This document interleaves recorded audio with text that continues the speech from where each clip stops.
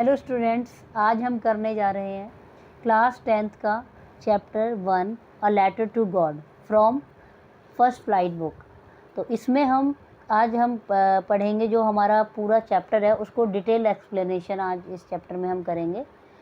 और जो मेरी प्रीवियस वीडियोस हैं उसमें मैंने इस चैप्टर की समरी बताई हुई है और क्वेश्चन आंसर्स भी हमने डिस्कस किए हुए हैं। तो आप उनका जो लिंक है वो आप डिस्क्रिप्शन बॉक्स से आपको मिल जाएगा।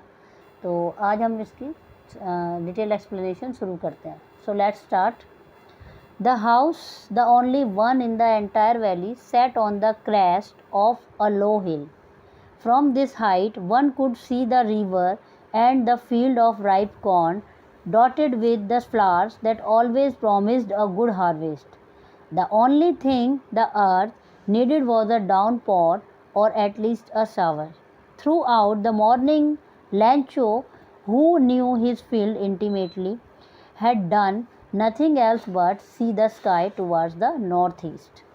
इसमें कुछ हमारे डिफ़िकल्ट वर्ड्स हैं, जैसे crest, top of a hill, dotted, full of, किसी भी चीज़ से भरा हुआ, डाउन पॉर, हैवी रेन, और इंटीमेटली, क्लोजली। तो क्या होता है इसमें कि एक मकान होता है जो कि पहाड़ी की चोटी पर पूरी घाटी में यानी पूरी हिल्स में केवल एक मकान था उसका, लैंचो का। इसमें एक लैंचो नाम का जो मेन कैरेक्टर है उसका जो एक मकान था वो एक पहाड़ी पर बना हुआ था, केवल वही एक अकेला मकान था।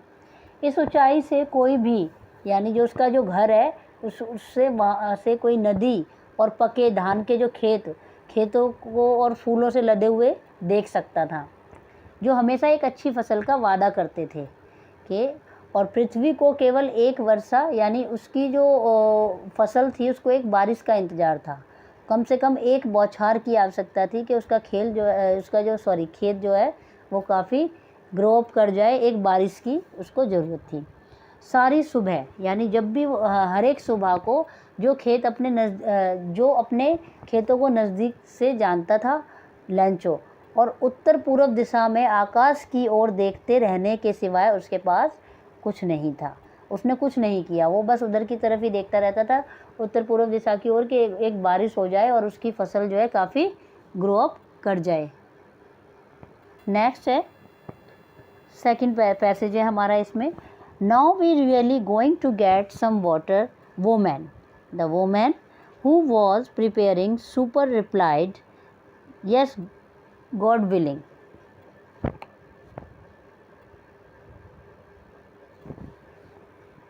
The older boys were working in the field, while the smaller ones were playing near the house until the woman called to them all, "Come for dinner." It was during the meal that just a Lancho had predicted big drop of rain begin to fall. In the northeast, huge mountains of clouds could be seen approaching. The air was fresh and sweet. The man went out for no other reason than to have the pleasure of feeling the rain on his body. And when he returned, he exclaimed, "These aren't raindrops falling from the sky. They are new coins. The big drops are 10-cent pieces and the little ones are 5s." अब क्या होता है कि जो उसकी wife होती है, लैंचो की वाइफ, तो वो अपनी लैंचो अपनी वाइफ से कहता है, अब हमें वास्तव में ही कुछ पानी मिलने वाला है। और वह औरत जो उसकी जो वाइफ थी वो क्या कर रही थी, खाना बना रही थी, और उसने जवाब दिया, हाँ, भगवान ने चाहा तो अवश्य ही हमें क्या होगा, बारिश मतलब आएगी और हमारी फसल अच्छी ग्रो अप करेगी। अब बड़ी जो उम्र के जो लोग थे वो खेतों में काम कर रहे थे, जबकि अपने घर के समीप जो छोटे जो बच्चे होते हैं वो अपने घर के आसपास या समीप जो है खेल रहे थे। उस औरत ने उन सबको बुलाया, जो उसके बच्चे थे वो बाहर खेल रहे थे, उनको बुलाया, आ जाओ खाने के लिए आ जाओ। खाने के समय बिल्कुल जैसे ही लैंचो ने भविष्यवाणी की थी वर्षा की बड़ी बड़ी बूंदें गिरना शुरू हो जाती हैं। यानी अब जैसे ही वो खाना खाने बैठते हैं तो बारिश की जो बड़ी बड़ी बूंदें हैं वो गिरना शुरू हो जाती हैं। उत्तर पूर्व दिशा में बादलों के विशाल पर्वत और आते हुए देखे जा सकते थे। जो है उसकी जो उत्तर पूर्व दिशा में वो देख रहा था कि बारिश आएगी, और जब वो देख रहा था तो वहाँ पे ऐसा लग रहा था जैसे बड़े जो बादल है वो एकदम बारिश से घिर आए हैं। और जो हवा है वो कैसी हो रही थी, ताज़ी और मधुर चल रही थी। लैंचो अपने शरीर पर वर्षा के आनंद का अनुभव करने के लिए बाहर गया। जैसे ही बारिश होनी शुरू हो गई तेज़, तो लैंचो ने क्या किया, घर से बाहर निकला, और ऐसे जैसे हम बारिश को फील करते हैं ऐसे लैंचो भी बारिश की बूंदों को फील करने के लिए बाहर गया। और जब वह वापस लौटा तो उसने एकदम से कहा, ये आकाश से गिरती हुई पानी की बूंदें नहीं हैं, ये क्या है, ये नए सिक्के हैं। यानी लैंचो ने बारिश की बूंदों को क्या नाम दिया, न्यू कॉइन्स। उसने कहा ये न्यू कॉइन्स हैं, ये नए सिक्के हैं। वर्षा की बड़ी बड़ी जो बूंदें हैं वो क्या हैं, वो 10 सेंट हैं, और जो छोटी छोटी बूंदें हैं वो 5 सेंट के सिक्के हैं। यानी उसने पानी की बूंदों को डिफ़ाइन कर दिया कि जो बड़ी बड़ी बूंदें हैं वो 10 सेंट की हैं, 10 सेंट हैं, और छोटी छोटी बूंदें हैं वो 5 सेंट के सिक्के हैं। चलिए next passage number 3। With a satisfied expression, he regarded the field of ripe corn with its flowers draped into a curtain of rain. But suddenly a strong wind began to blow, and along with the rain very large hailstones began to fall. These truly did resemble new silver coins. The boys, exposing themselves to the rain, ran out to collect the frozen pearls. अब इसमें कुछ हमारे difficult words हैं, जैसे regarded, consider of thing of in a specified way. Second जो word है draped का मतलब होता है अडॉर्न, कवर और रैप समवन और समथिंग कह सकते हैं। Hail stones, a pellet of hail, resembles, have a similar appearance to or qualities in common with, या look or seem like. Exposing यानी make, visible by uncovering it, reveal. तो इसमें क्या होता है, अब वास्तव में अब क्या होता है इसमें कि जो लैंचो था with a satisfied expression he regarded the field of ripe corn. तो क्या होता है, अब संतुष्टिपूर्ण भाव से उसने अपने पके अनाज और इनके फूलों को खेतों में देखा जो वर्षा के आवरण से ढके हुए थे। अब क्या हुआ, लेकिन अचानक से एक तेज़ हवा बहने लगी और वर्षा के साथ बड़े बड़े ओले गिरना शुरू हो गए। उसने होप की थी कि बारिश अब पड़ गई और बड़ा खुश हो गया कि उसके खेतों में अब अच्छे से ग्रो अप करेंगे। लेकिन क्या हुआ, जैसे ही थोड़ा टाइम गुजरा तो बारिश की जो तेज़ हवा के साथ वर्षा के साथ साथ क्या हुआ, बड़े बड़े ओले गिरने शुरू हो गए। वास्तव में ही नए चांदी के सिक्के से मिलते जुलते थे। कितने बड़े थे, जैसे जो चांदी का सिक्का होता है ना उसके बराबर बड़े बड़े ओले गिरने लगे।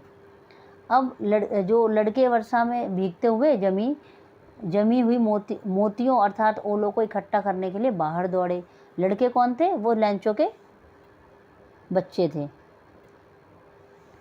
ठीक है, अब क्या हुआ, अब नेक्स्ट है, it's really getting bad now exclaim the man. यानी लैंचो ने कहा, ये तो वास्तव में बहुत बुरा हो रहा है। I hope it passes quickly. It did not pass quickly. For an hour the hell rained on the house, the garden, the hill side, the cornfield, on the whole valley. The field was white as if covered with salt. अब वास्तव में क्या हुआ, जब बारिश होने लगी और बारिश के साथ क्या हुआ, ओले पड़ने लगे, तो अब लैंचो जो है थोड़ा सा दुखी सा होने लगा और कहने लगा कि अब ये तो सच में बहुत बुरा हो रहा है। अब मुझे आशा है कि ये शीघ्र ही जो ओले पड़ रहे हैं वो धीरे ही मतलब समाप्त हो जाएंगे, यानी जो ओले हैं वो पड़ना बंद हो जाएंगे। लेकिन यह शीघ्र ही समाप्त नहीं हुए। क्या हुआ, 1 घंटे तक ओलों की वर्षा घर पर, बगीचे में, पहाड़ी की तलहटी जो होती है ऊंचाई जो है उस पर, अचानक अनाज के खेत तथा संपूर्ण घाटी में होती रही। अब क्या हुआ, खेत जो है एकदम सफ़ेद हो गया, ऐसा लगा जैसे कि ओलों के कारण पूरे खेत में नमक बिखेर दिया हो। तो जो इतने ओले पड़े कि उसका जो पूरा खेत है वो सारा एकदम ओले की तरह, या बर्फ़ कह सकते हो, या फिर नमक की तरह एकदम वाइट हो गया। Next, not a leaf remained on the trees, the corn was totally destroyed. The flowers were gone from the plants. Lancho's soul was filled with sadness. When the storm had passed, he stood in the middle of the field and said to his sons, "A plague of locusts would have left more than this. The hail has left nothing. This year we will have no corn." That night was a sorrowful one. All our work for nothing. There's no one who can help us. We will all go hungry this year. अब जो है क्या हुआ, plague का इसमें मतलब होता है डिस्ट्रक्टिवली न्यूमरस इनफ्लो और multiplication of a harmful animal infestation. Locust, insects which fly in big groups and destroy crops. अब ये locust क्या होते हैं, ये कीड़े होते हैं एक टाइप के, और ये क्या करते हैं, एक ग्रुप में आते हैं और पूरी क्रॉप्स को डिस्ट्रॉय कर देते हैं। Sorrowful sadness. अब क्या होता है, अब जो है लैंचो जो है वो काफ़ी परेशान हो जाता है कि उसकी जो फसल थी पूरी एकदम बर्बाद हो गई। अब क्या हुआ, उस एक भी पेड़ पर पत्तियां कुछ भी मतलब दिखाई नहीं दे रही थी ओले के पड़ने के कारण। सब पत्तियां सब डिस्ट्रॉय हो गई, कुछ भी नहीं बचा था पेड़ों के ऊपर। फसल जो है उसकी पूरी रूप से डिस्ट्रॉय हो गई, मतलब पूरी बर्बाद हो गई, और पौधे जो थे उनसे फूल भी टूट कर गिर गए ओलों के कारण। अब लैंचो की जो हर्ट या जो उसकी आत्मा थी वो काफ़ी उदास हो गया, यानी उसका जो मन है वो एकदम उदासी से भर गया। जब तूफ़ान समाप्त हुआ, जैसे ही ओले बंद हुए, ओलों का जो तूफ़ान है वो बंद हुआ, तो वह अपने खेत के बीच में खड़े होकर उसने अपने पुत्रों यानी अपने जो उसके बेटे थे उनसे कहा कि एक टिड्डी दल भी इससे ज़्यादा छोड़ देती है, परंतु ओलावृष्टि ने तो कुछ नहीं छोड़ा। यानी वो कहता है अपने बेटों से कि जो एक टिड्डी होता है ना, टिड्डी एक खेत को बर्बाद करने का एक कीड़ा होता है, ये इकट्ठे आते हैं और खेतों को बर्बाद कर देते हैं। तो वो कहता है कि एक जो टिड्डी का जो दल आता है, यानी एक जो कीड़े होते हैं उनका जब एक ग्रुप आता है तो वो भी थोड़ा बहुत खेत को छोड़ देते हैं खाली, लेकिन ओलों ने तो कुछ भी नहीं छोड़ा, सब बर्बाद कर दिया। इस वर्ष हमें बिना अनाज के रहना पड़ेगा। अब वो ये बात अपने पुत्रों से कहता है। तो वो जो रात थी जो उसके ओले पड़े थे, उस रात वो जो रात थी उनके लिए बहुत ही ज़्यादा दुखद रात थी, यानी वो बहुत ज़्यादा परेशान हो गए थे। अब बस वो यही कहता है, हमारी सारी मेहनत बेकार चली गई, ऐसा कोई व्यक्ति नहीं है जो हमारी सहायता कर सके, इस वर्ष हम सबको भूखा रहना पड़ेगा। वो अपने पुत्रों से कहता है कि इस साल तो हमें अब कुछ नहीं मिलने वाला, हम बस भूखे रह जाएंगे, हमें रहना पड़ेगा। नेक्स्ट, अब क्या होता है, but in the heart of all who lived in that solitary house in the middle of the valley there was a single hope, help from God. Don't be so upset even though this seems like a total loss. Remember, no one dies of hunger. Solitary मतलब होता है existing alone या lonely। अब क्या होता है कि लेकिन घाटी के मध्य उस एकांत घर में रहने वाले सभी के दिलों में केवल एकमात्र एक आशा थी, वो थी परमात्मा यानी गॉड से आशा। यानी जो उस घर में यानी लैंचो के घर में जो भी मेंबर थे, जो उसके परिवार के सदस्य थे, उनको किसी को भी मतलब बुरी तरह वो टूट चुके थे, लेकिन उनको एक होप थी, वो थी गॉड यानी भगवान से आशा थी। इतना अधिक मत घबराओ। अब उसने कहा कि अब घबराने की ज़रूरत नहीं है, यद्यपि एक पूर्ण विश्वास की तरह प्रतीत होता है। अब क्या हुआ, यद्यपि यह एक पूर्ण विनाश की तरह प्रतीत होता है, ये बात उसने कही लैंचो ने। अब लैंचो क्या कहता है, याद रखो कि भूख से कोई मरता नहीं है। अब आगे, all through the night लैंचो thought only of his one hope, the help of God, whose eyes, as he had been instructed, see everything, even what is deep in one's conscience. Lancho was an ox of a man, working like an animal in the field, but still he knew how to write. The following Sunday, at daybreak, he began to write a letter which he himself would carry to town and place in the mail. It was nothing less than a letter to God. A conscience मतलब होता है inner sense right and wrong, जो मतलब हमारे मन की जो बात होती है उसको बोलते हैं, या मन के अंदर जो हमारे conscience चलता है, मतलब inner sense कह सकते हैं, अंतरात्मा। ox of a man का मतलब होता है एक हार्ड वर्किंग, यानी उसने लैंचो ने जो है बहुत हार्ड वर्क किया, लेकिन उसको रिजल्ट में कुछ नहीं मिला।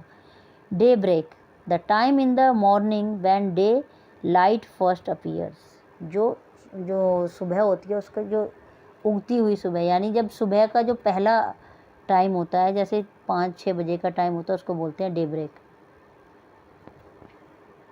अब क्या होता है, ऑल थ्रू द नाइट, सारी रात लैंचो अपनी एक ही आशा के बारे में सोचता रहा, गॉड से सहायता की आशा। उसको लगा कि भगवान है ना, वही मेरी हेल्प कर सकता है, अब कोई मेरी हेल्प नहीं कर सकता। कहता है जिसकी दृष्टि या जिसकी जो आइज़ व्यक्ति की अंतरात्मा की तरह सर्वत्र रहती है। उसने कहा कि भगवान जो है सब देखता है, भगवान जो है सब देखता है। लैंचो ने खेतों में बैल की तरह कठिन मेहनत की, लेकिन फिर भी वह लिखना जानता था। अगले रविवार को सुबह सवेरे उसने एक पत्र लिखना शुरू किया, जिसे वह स्वयं कस्बे में लेकर गया और इसे डाक में डाला। कस्बे मतलब जो जहाँ पर वो रहता था उसके आसपास का जो एरिया है, तो वहाँ पे कोई डाक ऑफिस था, डाक घर था, उसमें जाके वो पोस्ट ऑफिस में जाके पोस्ट बॉक्स में वो लेटर डालाया। अब परमात्मा को लिखे गए पत्र से कुछ भी कम नहीं था। नेक्स्ट, गॉड ही रॉट, उसने लिखा, if you don't help me my family and I go hungry this year. उसने कहा कि उसने लेटर में क्या लिखा कि भगवान, यदि आपने मेरी हेल्प नहीं की तो इस साल मेरी जो परिवार है या मेरी जो फैमिली है वो भूखी मर जाएगी। I need 100 pesos. उसने कहा मुझे 100 पैसोज की ज़रूरत है, in order to sow my field again and to live until the crops comes. उसने कहा कि मुझे 100 पैसोज की ज़रूरत है और मैं इन 100 पैसोज से अपनी फसल जो है दोबारा से 100 कर सकता हूँ या बो सकता हूँ। ही rot because the hailstorm. He wrote to God on the envelope, put the letter inside, and still troubled, went to town. At the post office, he placed a stamp on the letter and dropped it into the mailbox. One of the employee who was postman and also helped at the post office went to his boss laughing heartily and showed him the letter to God. Never in his career as a postman had he known that address. The postmaster, a fat, amiable fellow, also broke out laughing, but almost immediately he turned serious and, tapping the letter on his desk, commented, what faith! I wish I had the faith of the man who wrote this letter, starting up a correspondence with God. Amiable का मतलब होता है friendly या pleasant, ठीक है। Next, correspondence, communication by exchanging letter with someone, correspondence पत्राचार जिसको बोलते हैं। अब उसने क्या लिखा कि भगवान, यदि आप मेरी हेल्प नहीं करोगे तो इस साल जो है मेरा परिवार भूखा रहेगा। मुझे अपने खेत को फिर से बोने के लिए तथा अपनी फसल पकने तक जीवित रहने के लिए मुझे 100 पैसों की ज़रूरत है, क्योंकि जो है हेलस्ट्रॉम ने उसकी फसल को ख़राब कर दिया। उसने लिफाफे पर लिखा, जो उसका लिफाफा था, जो एनवलप था, उस पर लिखा भगवान को पत्र, यानी अ लेटर टू गॉड, और इसे अंदर डाला और वो कस्बे में गया, वहाँ पर जो रहता था वहाँ गया और उसको लेटर बॉक्स में डाल आया। अब क्या हुआ, डाकघर जाकर उसने पत्र पर स्टाम्प लगाई और इसे मेल बॉक्स में डाल दिया। डाकघर का एक कर्मचारी जो डाकिया था वहीं का ही, और डाकघर में सहायता भी किया करता था, खुले दिल से हंसते हुए अपने बॉस के पास गया और उसने परमात्मा के नाम लिखे पत्र को दिखाया। अब एक जो डाकिया था, डाकिये के रूप में अपनी नौकरी के दौरान उसने कभी भी ऐसा पत्र नहीं देखा था, यानी वो जो डाकिया था ना, उसने इतने पत्र दिए लेकिन उसने ऐसा पत्र कभी नहीं देखा था। उसने पोस्ट मास्टर, जो एक मोटा, मैत्रीपूर्ण, खुशमिजाज व्यक्ति था, जो पोस्ट मास्टर था पोस्ट ऑफिस का, वो कैसा था, मोटा था काफ़ी, और काफ़ी मैत्रीपूर्ण, कौन सा, सिंपैथेटिक और खुशमिजाज था। उसने क्या किया, खुशमिजाज का था, और पत्र को देखकर वो बहुत ज़ोर से हंसने लगा, लेकिन थोड़ी ही देर बाद वो सीरियस भी हो गया और पत्र को उसने अपने डेस्क पर थपथपाते हुए कहा, क्या अद्भुत विश्वास है। कह रहा है कि लोग जो है, क्या अजीब विश्वास है, काश इस पत्र लेखक की भांति ही भगवान में मेरी अडिग आस्था होती। उस व्यक्ति का भगवान में ऐसा अडिग विश्वास था, यानी बहुत ज़्यादा विश्वास था, कि उसने भगवान से पत्र व्यवहार करना शुरू किया।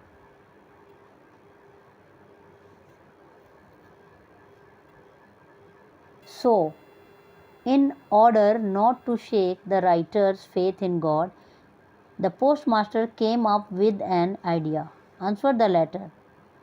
But he opened it. It was evident that to answer it he needed something more than goodwill, ink and paper. But he stuck to his resolution. He asked for money from his employees. He himself gave part of his salary, and several friends of his were obliged to give something for an act of charity.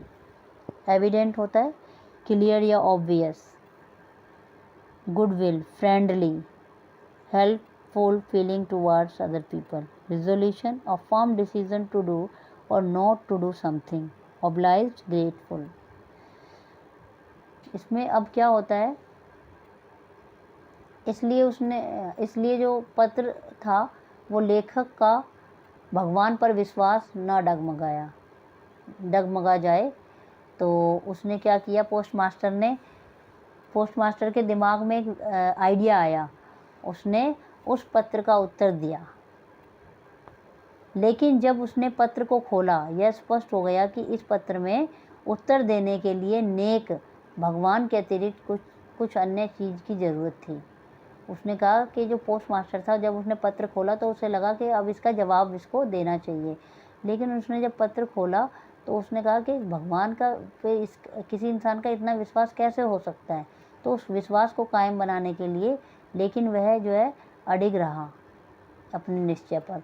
उसने अब क्या कहा, post master ने अपने जो employees थे post office के, उनसे पैसा देने के लिए कहा। उसने कलेक्शन किया वहाँ से, उसने स्वयं भी अपनी तनख्वाह का कुछ हिस्सा उस जो एनवलप था उसमें डाल दिया था, और कुछ अपने दोस्तों से इकट्ठा किया, ये जो एम्प्लॉयज़ थे उसके पोस्ट ऑफिस में, उनसे किया। तो उसके लिए 100 जो लैंचो था उसको 100 पैसे का धन एकत्रित करना असंभव हो गया था। लैंचो को चाहिए था कि अब क्या हुआ, उसके लिए लैंचो को एक 100 यानी 100 पैसों चाहिए थे। अब आगे क्या हुआ? It was impossible for him to gather together the 100 pesos.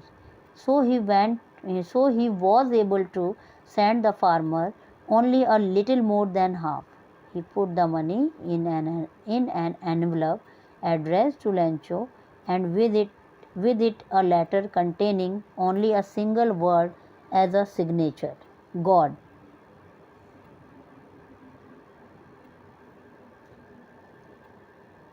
अब उसके लिए क्या हुआ कि उसके लिए जो पोस्ट मास्टर था, 100 पैसों का धन एकत्रित करना असंभव हो गया था। मतलब उसने अपनी तनख्वाह भी दी, कुछ अपने एम्प्लॉय से भी ली, लेकिन 100 पैसों इकट्ठे नहीं हो पाए।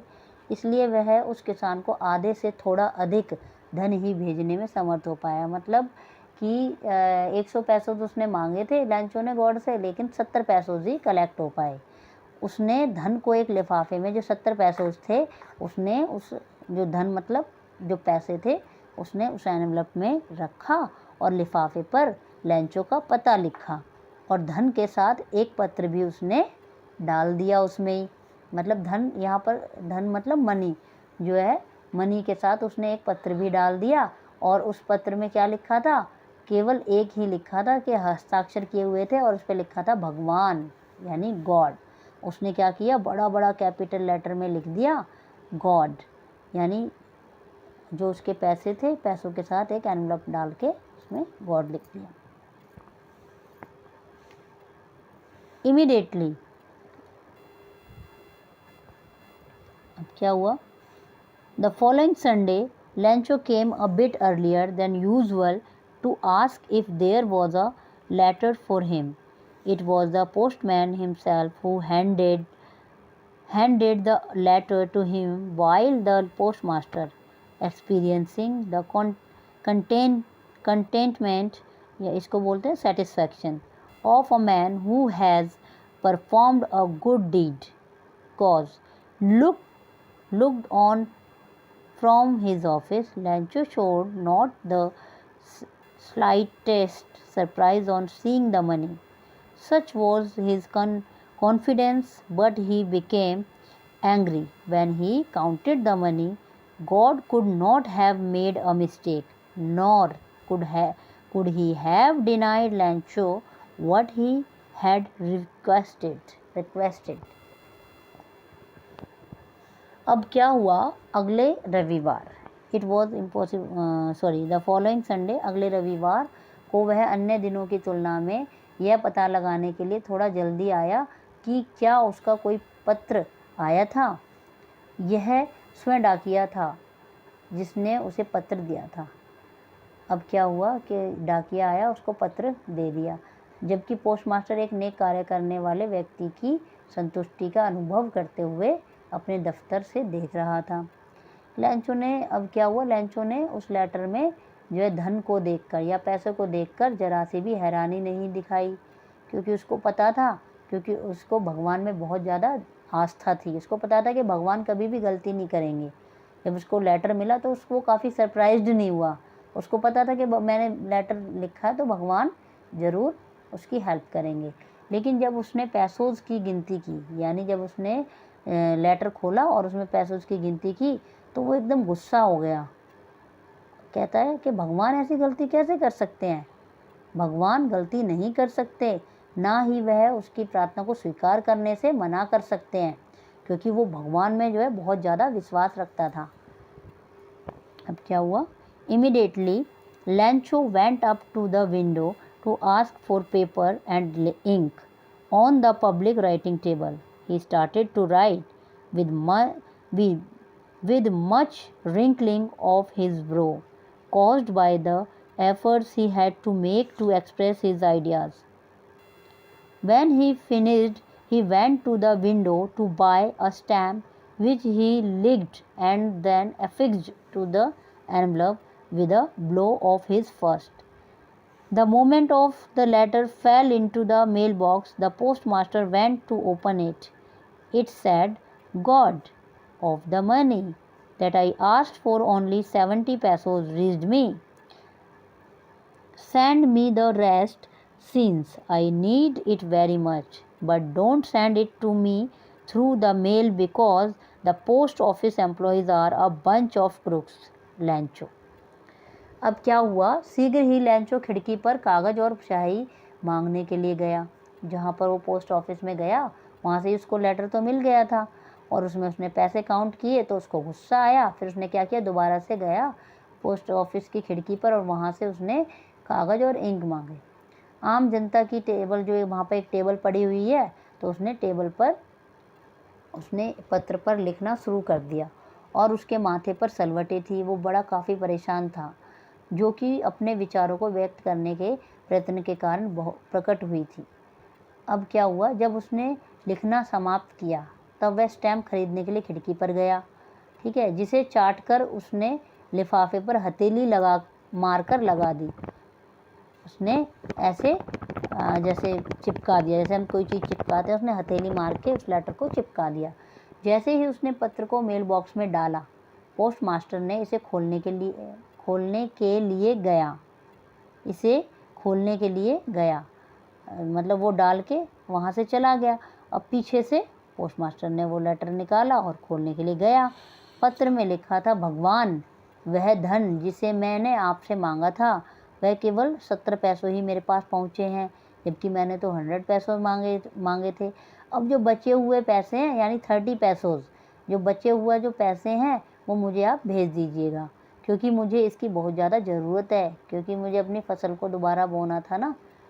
लेकिन इसे मेरे पास डाक द्वारा ना भेजें अब की बार, क्योंकि जो पोस्ट ऑफिस के जो एम्प्लॉयज़ हैं ना, वो क्या है, कर्मचारी जो एम्प्लॉयज़ हैं वो काफ़ी एक ठग है, मतलब वो एक ठगों का समूह है। लैंचो ने ये बोला, उसको लगा ये ठग है। तो स्टूडेंट्स, ये था हमारा इस चैप्टर की फुल एक्सप्लेनेशन। तो आई होप आपको ये समझ में आया होगा चैप्टर। तो हम नेक्स्ट जो है वीडियो अपनी नेक्स्ट वीडियो कंटिन्यू करेंगे। ये चैप्टर हमारा यहाँ पे पूरा हो चुका है, तो नेक्स्ट वीडियो में मिलते हैं नेक्स्ट चैप्टर के साथ। तो ये जो मेरा चैनल है इसको लाइक करें, शेयर करें और सब्सक्राइब करें, ताकि हमारे जो आगे आने वाली वीडियोज़ हैं आपको मिलती रहें।